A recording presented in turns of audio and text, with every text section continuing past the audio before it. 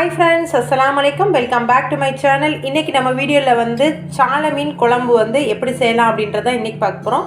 நம்ம இன்னைக்கு வந்து இந்த சால மீனை வந்து கிராமத்து ஸ்டைல்ல வந்து எப்படி செய்யலாம் அப்படின்றத இன்னைக்கு நம்ம பார்க்க போறோம். இப்போ வாங்க நம்ம வீடியோக்குள்ள போகலாம். நான் இன்னைக்கு வந்து 1/2 கிலோ அளவுக்கு சால மீன் எடுத்திருக்கேன். இதை வந்து நல்லா உப்பு மஞ்சள் தூள் போட்டு க்ளீன் பண்ணி வச்சிருக்கேன். இது தனியா இருக்கட்டும். இப்போ வந்து மசாலா எப்படி கூட்டி வைக்கலாம் அப்படின்னு பார்க்கலாம். இப்போ குழம்பு ரெடி பண்ணுறதுக்கு வந்து ஃபஸ்ட்டு சின்ன லெமன் சைஸில் வந்து புளி எடுத்திருக்கேன். அதை வந்து ஊற வச்சுருக்கேன். இதை வந்து நல்லா கரைச்சி எடுத்துக்கலாம். புளியை வந்து நல்லா கரைச்சிட்டேன். இதை வந்து நம்ம இறுத்து வச்சுக்கலாம்.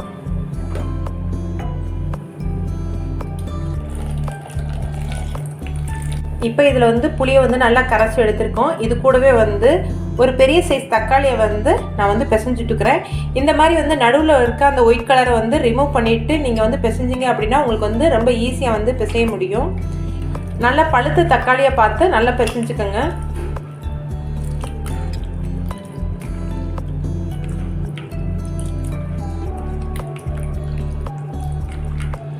மிக்சிலெலாம் வந்து தக்காளியெல்லாம் அரைச்சலாம் சில பேர் சேர்ப்பாங்க. அந்த டேஸ்ட்டை விட வந்து இந்த மாதிரி கையில் பிசைஞ்சு செஞ்சீங்க அப்படின்னா உங்களுக்கு மீன் குழம்பு வந்து ரொம்பவே டேஸ்ட்டாக இருக்கும், சூப்பராக இருக்கும். இப்போ பாருங்கள், தக்காளி வந்து நல்லாவே பிசைஞ்சிட்டேன். இது இருக்கட்டும். இதில் வந்து நமக்கு தேவையான அளவுக்கு தண்ணி சேர்த்துக்கலாம். குழம்புக்கு எந்த அளவுக்கு வந்து தண்ணி தேவையோ அந்தளவுக்கு வந்து சேர்த்துக்கோங்க.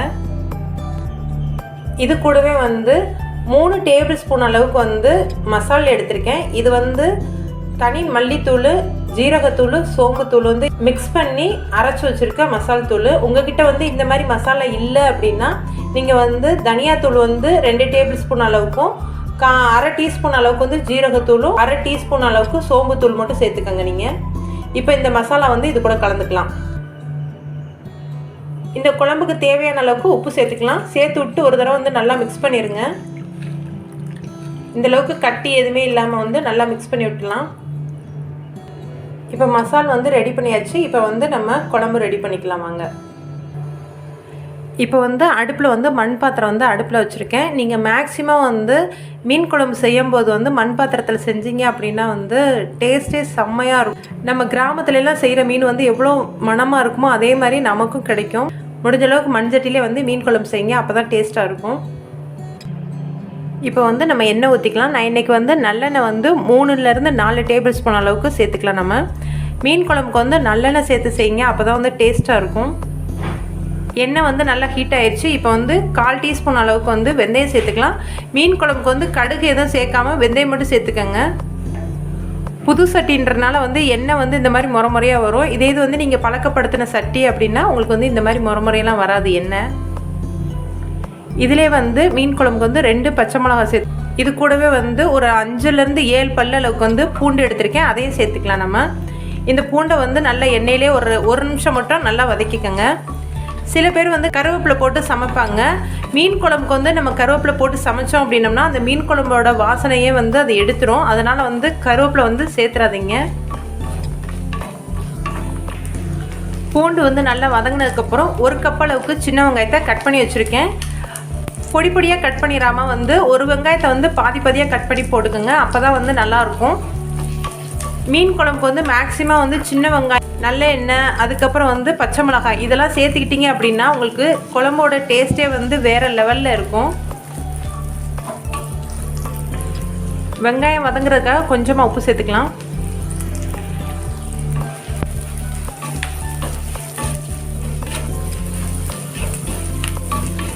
வெங்காயம் வந்து ரொம்ப முருகிற அளவுக்கு வந்து வதக்கிடக்கூடாது. ஓரளவுக்கு வந்து அதோட பச்சை வாசனை போகிற அளவுக்கு மட்டும் வதக்கிக்கங்க.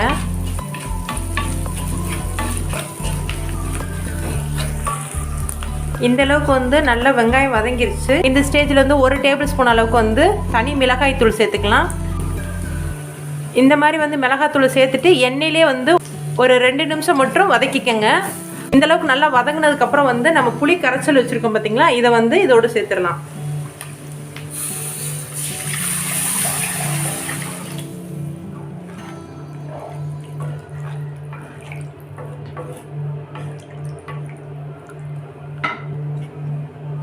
இந்த குழம்புக்கு தேவையான அளவுக்கு நீங்கள் தண்ணி சேர்த்துக்கலாம்.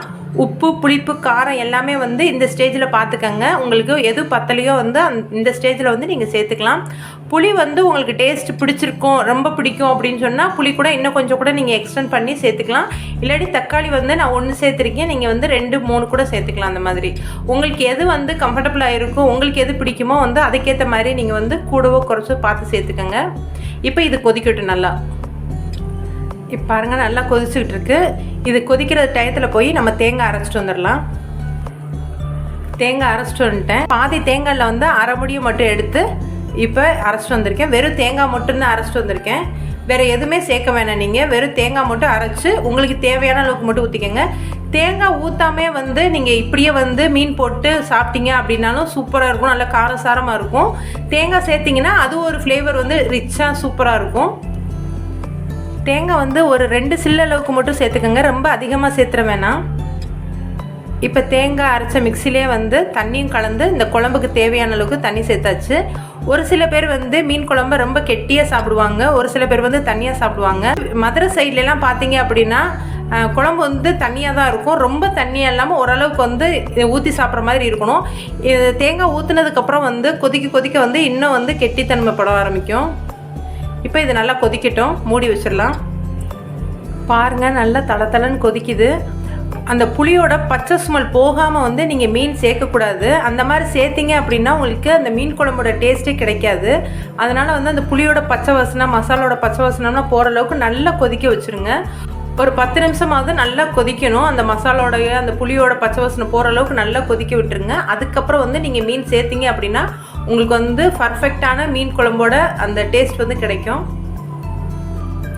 இப்போ பாருங்கள் நல்லா கொதிச்சுக்கிட்டு இருக்குது. 10 நிமிஷம் ஆயிடுச்சு. இப்போ வந்து நம்ம மீனை சேர்த்துக்கலாம்.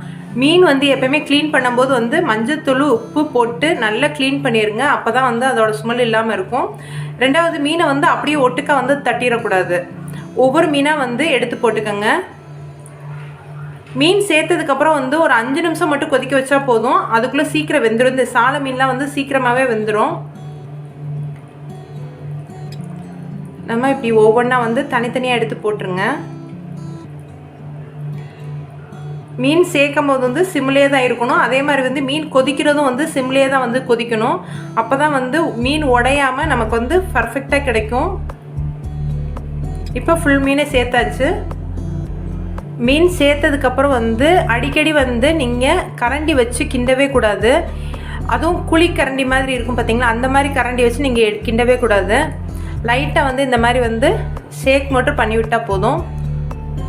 பண்ணிவிட்டு மூடி போட்டு ஒரு 5 நிமிஷம் மட்டும் நல்லா கொதிக்கட்டும், சிம்லேயே கொதிக்கட்டும். பாருங்கள் ஃப்ரெண்ட்ஸ், சூப்பரான சாலை மீன் குழம்பு வந்து கிராமத்து ஸ்டைலில் வந்து நம்ம பண்ணியிருக்கோம். செம்மையாக வந்துருச்சு. நல்லா அந்த எண்ணெயெலாம் பாருங்கள், நல்ல எண்ணெயெலாம் பிரிஞ்சு சூப்பராக வந்திருக்கு. பாருங்கள் மீன்லாம் நல்லா வெந்துருச்சு.